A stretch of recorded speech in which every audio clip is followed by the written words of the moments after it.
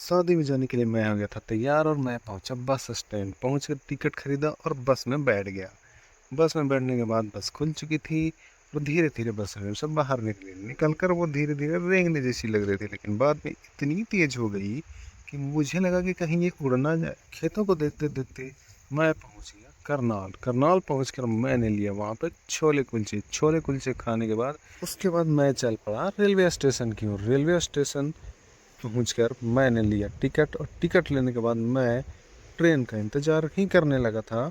तब तक ट्रेन आ चुकी थी। उसके बाद मैं पहुंच गया नई दिल्ली। नई दिल्ली से मुझे जाना था आनंद विहार। आनंद विहार टर्मिनल पहुंचकर सबवे के रास्ते मैं पहुंच गया प्लेटफॉर्म पे। प्लेटफॉर्म की भीड़ देखकर तो मुझे लगा कि जब सब इतने सारे लोग जाएंगे तो मैं कैसे जाऊंगा।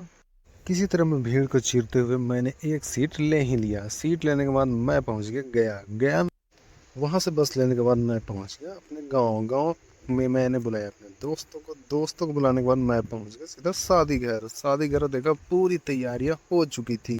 इसके बाद मुझे काम मिल गया बच्चों को पानी पिलाने का। पानी इसके बाद बारात आ चुका था। बारात आने के बाद सभी लोग छत पे पहुँच चुके थे, जहाँ पे दूल्हे को तिलक चढ़ाया जा रहा था। तिलक चढ़ाने के बाद हमें लग रही थी भूख, लेकिन हमने सोचा कि भाई खाएं कहाँ। पंडाल की ओर देखा तो वहाँ कोई नहीं था। कुछ बाराती तो सो भी रहे थे और कुछ ऊपर भी आए हुए थे। मेरे दोस्त को लग रही थी नींद। फिर उसने इशारा किया कि अब हमें सोना चाहिए, लेकिन मुझे लग रही थी भूख। खाने का कुछ हुआ नहीं तो हम उसके बाद चले गए सोने।